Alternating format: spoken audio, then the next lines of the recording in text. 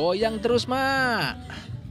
Ya, kehebohan ini terlihat di lingkungan Muktisari, Kelurahan Tegal Besar, Kecamatan Kaliwates, Jember, Jawa Timur, dalam gelaran Lomba 17-an. Dalam lomba yang diberi nama Goyang Kardus ini, peserta harus bisa mengeluarkan bola dari dalam kardus yang diikat ke pinggang dengan terus bergoyang seheboh mungkin. Tak pelak, aksi para emak ini pun mengundang gelak tawa para penonton. Ngeluarin bolanya itu, soalnya bolongannya kecil kan. Jadi agak susah sih, juga malu juga sih goyang-goyang belakang gitu. Selain goyang kardus, para emak juga ikut lomba balap tampah berisi bola. Meski sekilas terlihat mudah, nyaris tak satupun peserta yang mulus bisa membawa tampah di kepala hingga ke garis finish. Para peserta berjuang menjaga keseimbangan agar tampah tidak miring hingga menjatuhkan bola-bola di atasnya. Para bapak yang ikut lomba ini bahkan terlihat lebih kesulitan dibandingkan para emak. Ya, ragam lomba unik dan seru ini merupakan tradisi warga setempat setiap tahun dengan iming-iming hadiah menarik bagi para pemenangnya. Di sini nanti pemenang lombanya akan ada hadiah-hadiah, Mas. Berupa, kalau untuk anak-anak berupa ya alat-alat tulis yang sekiranya nanti bisa digunakan ke depannya. Untuk ibu-ibu itu lebih ke kayak sembako seperti itu, biar lebih berguna juga. Nah, kalau di lingkungan kamu ada lomba 17-an seseru ini nggak, sahabat? Dari Jember, Jawa Timur, Galeh Mega, RTV.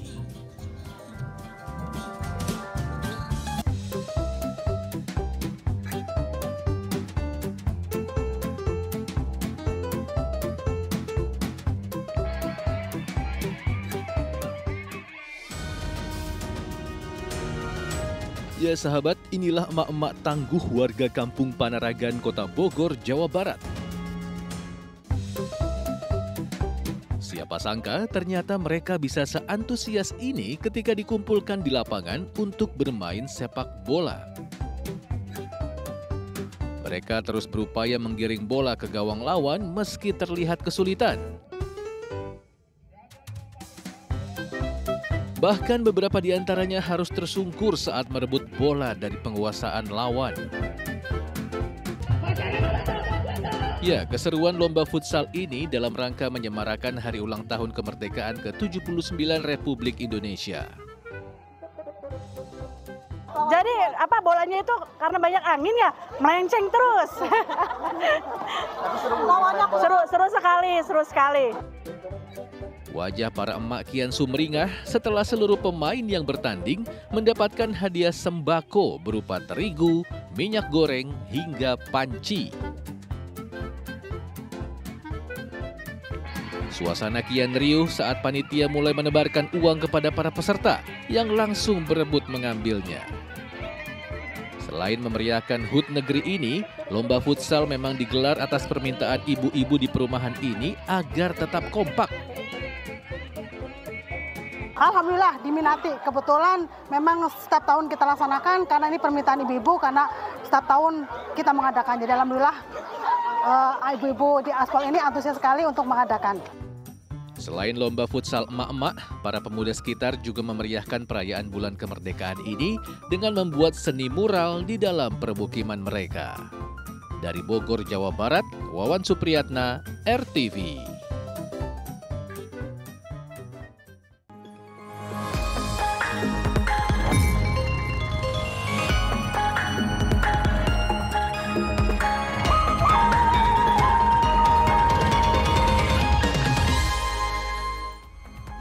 Ya, meskipun HUT RI masih beberapa hari lagi ya, tapi lomba-lomba 17-an sudah mulai heboh nih di beberapa daerah ya. Betul, tadi juga lihat lombanya ternyata unik-unik ya. Seru ya. Dan seru banget nih tadi ngeliat emak-emak pada lomba ya. Heboh banget tuh. Iya, dan tentunya kami sudah menyiapkan sejumlah informasi menarik lainnya dalam Lensa Indonesia Pagi. Langsung saja kita buka bersama saya Oscar Haris. Dan saya Felicia Wu, ini dia Lensa Indonesia Pagi selengkapnya untuk kamu sahabat RTV.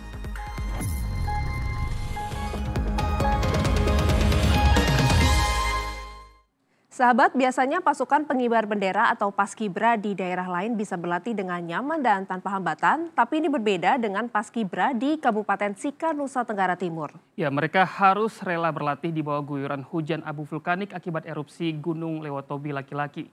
Namun mereka tetap semangat berlatih demi dapat mengibarkan bendera merah putih saat 17 Agustus nanti.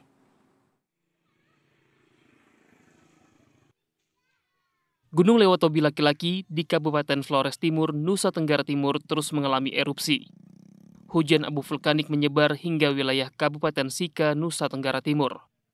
Namun kondisi ini tak menghalangi tekad pasukan pengibar bendera untuk terus berlatih demi dapat mengibarkan bendera merah putih saat upacara peringatan kemerdekaan ke-79 Republik Indonesia tanggal 17 Agustus mendatang.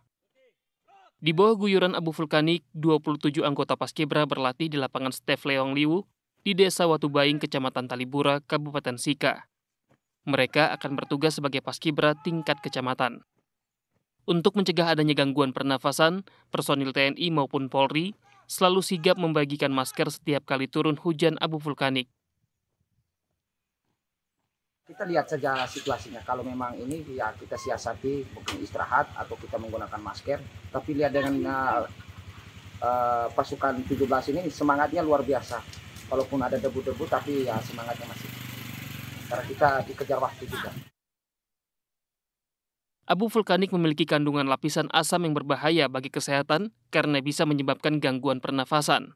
Jika paparan terhadap abu cukup tinggi, maka orang yang sehat juga akan mengalami kesulitan bernafas disertai batuk dan iritasi pada hidung, tenggorokan, bahkan paru-paru. Abu vulkanik juga dapat menyebabkan iritasi pada mata. Abu yang tajam dapat merusak kornea mata dan membuat mata menjadi merah. Selain itu, abu vulkanik juga dapat membuat iritasi pada kulit. Meski demikian, para anggota Paskibra tetap antusias menjalani masa latihan untuk meningkatkan keterampilan agar dapat menjalankan tugas dengan maksimal pada HUT ke-79 Republik Indonesia nanti. Dari Kabupaten Sika, Nusa Tenggara Timur, Efron Suna, RTV. Ya, sahabat, perayaan 17 Agustus tinggal menghitung hari. Pembangunan di Ibu Kota Negara Nusantara pun terus dikebut. Hilir mudik pekerja konstruksi semakin masif dan berdampak pada semakin ramainya kawasan IKN. Ya, ini benarkah warga sekitar memanfaatkan hal ini untuk menjadi peluang bisnis? Dan apa saja bisnis baru yang dikembangkan oleh warga sekitar? Kita cek bersama.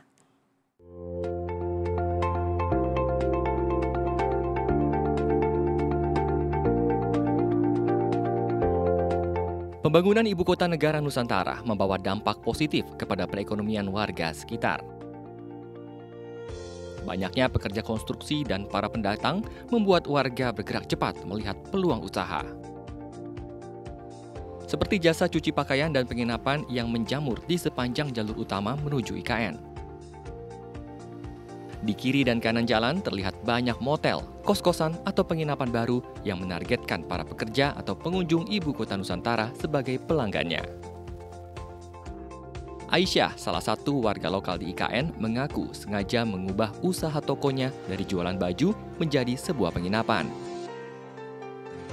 Ia pun nekat membangun rumah tokonya menjadi lebih besar demi bisa menampung lebih banyak kamar. Fasilitas seperti TV, Wi-Fi, hingga air minum disediakan bagi para tamu yang kebanyakan merupakan pekerja konstruksi IKN. Ia mengaku harga sewa penginapan terus naik seiring meningkatnya kebutuhan. Jadi untuk harga normalnya itu biasa di angka 350, tapi kalau pas ada kunjungan, misalkan ada tamu gitu, kita kadang penginapan itu naikkan gitu, di hari-hari tertentu aja sih. Tak hanya penginapan, sektor kuliner juga ikut terdongkrak dengan masifnya pembangunan IKN. Salah satunya warung makan milenial. Pemiliknya, Marwan, mengaku banting setir dari peternak bebek dan ayam menjadi warung makan. Hal itu karena ia melihat peluang bisnis kuliner di sekitar IKN yang masih minim pesaing. Ia juga memberdayakan keluarga dan kerabat sekitar untuk membuat menu dan masakan yang lezat dan ramah di kantong. Kalau pengunjung ada yang mungkin dari kementerian, dari Mabes, dari TNI Polri, pokoknya semua instansi ada. Adanya IKN ya dampaknya luar biasa. Berpengaruh terhadap sektor ekonomi. Saya pun berkesempatan untuk mencicipi menu andalan. seperti bebek rica-rica dan lodoh ayam kampung. Dan rasanya, maknyus. Dengan konsep warung yang unik, membuat warung makan ini cepat dikenal dan bahkan menjadi langganan para pekerja IKN dan pejabat sekitar. Ini menjadi bukti nyata bahwa pembangunan IKN membuat ekonomi masyarakat semakin bergeliat. Dari IKN Nusantara, Pramadika Samudra, Indah Revina, Ando Leandro, RTV. Masih dari IKN, sahabat, kalau tadi bicara tentang pertumbuhan ekonomi, kali ini kita membahas tentang tempat tinggal bagi para aparatur sipil negara. Ya, bagi ASN yang akan tinggal di IKN, mereka bukan tinggal di rumah tapak ya, melainkan di rumah susun ya sahabat. Apakah rumah susun untuk ASN ini sudah dilengkapi berbagai furnitur dan fasilitas umum yang keren? Kita cek bersama.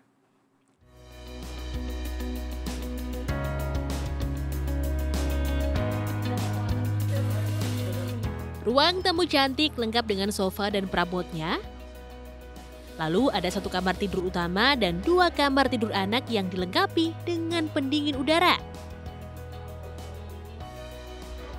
Lalu ada 2 kamar mandi lengkap dengan shower dan dapur cantik dengan fasilitas air bersih yang sudah siap minum. Ini bukan apartemen yang ada di kota besar ya sahabat. Ini adalah apartemen yang ada di IKN Nusantara, Kalimantan Timur. Apartemen seluas 98 meter persegi ini nantinya akan digunakan oleh ASN, TNI, dan Polri yang akan bertugas di IKN. Selain ruangan apartemen yang kece, berbagai fasilitas umum dan sosial setiap gedung apartemen juga sedang disiapkan. Hunian ini juga sudah dilengkapi dengan mebeler sesuai dengan ada yang visual seperti ini. Kemudian di lantai 1 dan lantai 2 yang kami jelaskan tadi, fasilitas umum dan fasilitas sosialnya, ada musola, kemudian ada ruang bersama, kemudian ada balai warga, dan juga PAUD. Tapi hingga saat ini, baru 12 tower apartemen yang selesai pembangunannya. Nantinya apartemen ini akan difungsikan untuk mendukung gelaran peringatan HUT ke-79 Kemerdekaan RI. Setiap tower rusun ASN terdiri dari 12 lantai dan berisi 5 unit apartemen di setiap lantai, yang berarti ada 60 unit apartemen per tower, alias ada 720 unit apartemen-apartemen yang akan menyambut sekitar 600 ASN gelombang pertama yang akan pindah ke IKN akhir September 2024. Rencananya ada 47 gedung apartemen yang sudah siap menyambut ASN dan TNI Polri pada Oktober besok. Pemerintah menyiapkan 2 opsi, yaitu berbagi hunian dan tak berbagi hunian. Jika berbagi hunian, ada 3.200 ASN yang akan menempati rumah susun. Namun jika tak berbagi, berarti hanya 1.700 ASN yang akan menempati rumah susun. Dari Ibu Kota Nusantara, Yoga Mukti, RTV. Ya, dan untuk pertama kalinya pemerintah Kabinet Indonesia Maju menggelar sidang paripurna di Ibu Kota Nusantara, Panajem Pasir Utara, Kalimantan Timur. Ini Presiden Joko Widodo memimpin langsung jalannya sidang. Apa saja yang dibahas? Ini dia informasinya. Presiden Joko Widodo dan seluruh Menteri Kabinet Indonesia Maju menggelar rapat sidang Kabinet Paripurna di Istana Garuda, Ibu Kota Nusantara, Kalimantan Timur pada Senin pagi. Sidang ini membahas soal progres pembangunan IKN. Di hadapan Menteri Kabinet yang hadir, Presiden Jokowi menekankan konsep pembangunan IKN yang mengedepankan konsep Forest City yang memperhatikan kelestarian lingkungan hidup. Presiden Jokowi mengatakan ke depan pemerintah akan mengembangkan ekonomi hijau dan ekonomi digital guna mengiringi pemerintahan di Ibu Kota Nusantara. IKN adalah sebuah kanvas yang mengukir masa depan dan semua orang, tak semua negara, dan tak semua negara memiliki kesempatan, memiliki kemampuan untuk membangun ibu kotanya yang dimulai betul-betul dari nol. Nusantara dibangun dalam konsep Forest City. Selain Ibu Kota Nusantara, Jokowi juga menyinggung beberapa isu penting lainnya, di antaranya terkait purchasing, manajemen indeks, atau tren ekonomi di sektor manufaktur dan jasa yang menurun. Jokowi menekankan pentingnya belanja produk lokal, kemudahan bahan baku, dan perlindungan terhadap industri dalam negeri. Dari IKN, Indah Revina, RTV.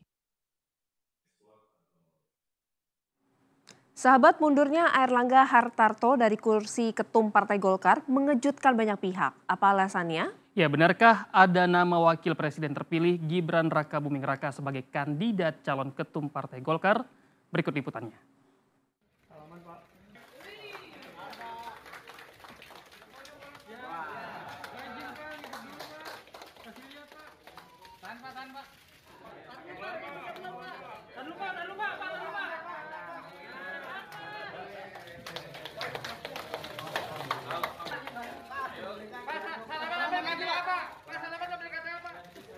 Banyak amat.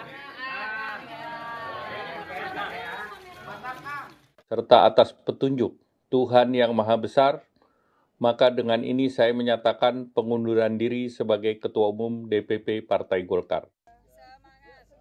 Pernyataan Airlangga Hartarto terkait pengunduran dirinya dari posisi Ketua Umum Golkar pada 11 Agustus lalu memunculkan sejumlah spekulasi adanya tekanan politik di internal Partai Golkar yang mendesak Airlangga mundur dari kursi Ketua Umum. Namun politisi Partai Golkar Ridwan Kamil membantah rumor tersebut. Apa kesulitan internal? Ada desakan nggak dari luar? Nggak ada. Saya juga menyimak seperti yang mediasi, Pak. Jadi seperti yang disampaikan Pak Airlangga aja. Dan itu kan dalam dinamika kepartean hal yang lazim dan rutin. Tapi ini mengganggu pencalonan Kang Emil nggak sih? Karena Pak Yusuf Hamkai kan mundur dari Golkar. Itu kan mundur pribadi. Kan ada ratusan yang sudah diputuskan secara organisasi. Dan kita kan partai besar, tidak tergantung oleh 1-2 individu. Mundurnya Airlangga Hartarto dari kursi Ketua Umum membuat Golkar akan mempercepat Musyawarah Nasional Luar Biasa atau Munaslup untuk mengisi kekosongan kursi Ketua Umum. Di tengah persiapan Munaslup muncul sebuah poster wajah putra Presiden Joko Widodo, Gibran Rakabuming Raka, yang kini berstatus sebagai wakil presiden terpilih, berlatar belakang logo Partai Golkar, dan poster tersebut bertuliskan deklarasi Gibran untuk Ketua Umum Golkar yang diusung Koalisi Muda Pembaharuan Golkar atau KMPG. Apakah ini pertanda Gibran masuk dalam bursa Ketua Umum Partai Golkar? Belum ada kepastian mengenai masuknya Gibran dalam persaingan calon Ketua Umum partai berlambang pohon beringin tersebut, karena sejauh ini Gibran harus bersaing dengan sejumlah nama yang sudah muncul menjadi kandidat kuat menggantikan Airlangga. Nama Bahlil Lahadalia dikabarkan menjadi calon kuat Ketua Umum yang diusung oleh sejumlah petinggi Partai Golkar. Bahlil kini duduk di Kabinet Indonesia Maju menjabat sebagai Menteri Investasi dan dilantik pada 2021 lalu. Bahlil juga menjabat sebagai Kepala Badan Koordinasi Penanaman Modal BKPM dan dilantik di masa Presiden Jokowi periode kedua, yakni pada tahun 2019 hingga sekarang. Berikutnya nama Bambang Susatyo juga mencuat dalam bursa Ketua Umum Golkar. Sejumlah pengalamannya di legislatif, yakni menjabat sebagai Ketua MPR hingga sekarang, dan sebelumnya pada periode 2014-2019, Bambang Susatyo pernah menjadi Ketua DPR menggantikan Setia Novanto pada 2018 hingga 2019. Calon kuat lainnya adalah Agus Gumiwang. Putra kedua Ginanjar Kartasasmita ini saat ini membantu Presiden Joko Widodo sebagai Menteri Perindustrian. Sebelumnya, pada 2018 hingga 2019, Agus Gumiwang ditunjuk Presiden Joko Widodo menjadi Menteri Sosial. Alhasil, keputusan Airlangga meninggalkan kursi Ketua Umum Partai Golkar masih menjadi misteri politik. Lalu, siapakah yang akan maju menggantikan posisinya di kursi nomor 1 Partai Golkar tersebut? Dari Jakarta dan IKN Nusantara, Tim Liputan RTV.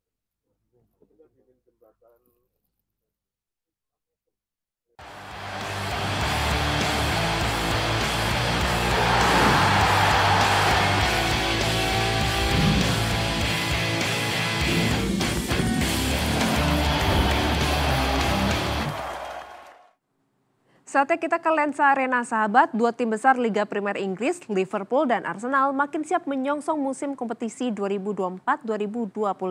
The Reds dan The Gunners penutup pramusimnya dengan catatan mengagumkan. Ya, Liverpool di bawah kemudi baru Arne Slot dan maksud kami tak terkalahkan dalam 5 laga pramusim. Sementara Arsenal hanya kalah sekali dalam 4 laga pramusim.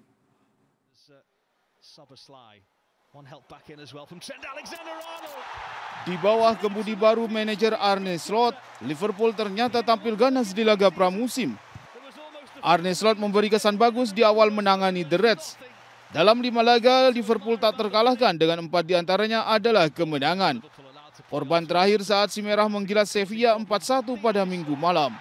Liverpool unggul 3 gol di babak pertama lewat Diego Jota dan 2 gol dari Luis Diaz. Di babak kedua, Sevilla mencoba bangkit lewat gol Pecky. Namun pemain muda Trey Nioni menutup kemenangan Liverpool menjadi 4-1. Ini menjadi kemenangan keempat Liverpool dalam 5 laga pramusim.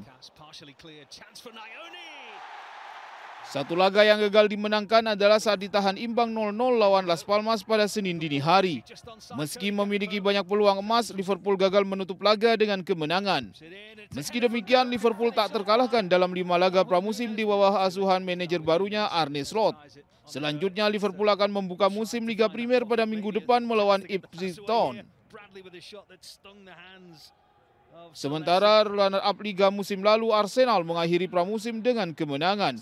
The Gunners merebut Piala Emirates dengan melibas Olympique Lyon 2-0 pada Minggu malam. Uniknya, 2 gol Arsenal di laga ini diborong 2 pemain belakangnya, William Saliba dan Gabriel. Di laga ini, rekrutan anyar Arsenal, Ricardo Calafiori, melakukan debut perdananya. Dengan kemenangan ini, Arsenal sukses meraih 3 kali menang dan sekali seri di pramusim. Selanjutnya, Arsenal akan menjamu Wolverhampton Wanderers di pekan perdana Liga Primer pada Sabtu mendatang.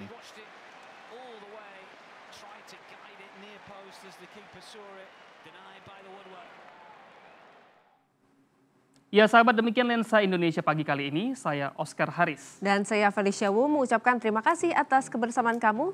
Selamat pagi, selamat beraktivitas, dan sampai jumpa.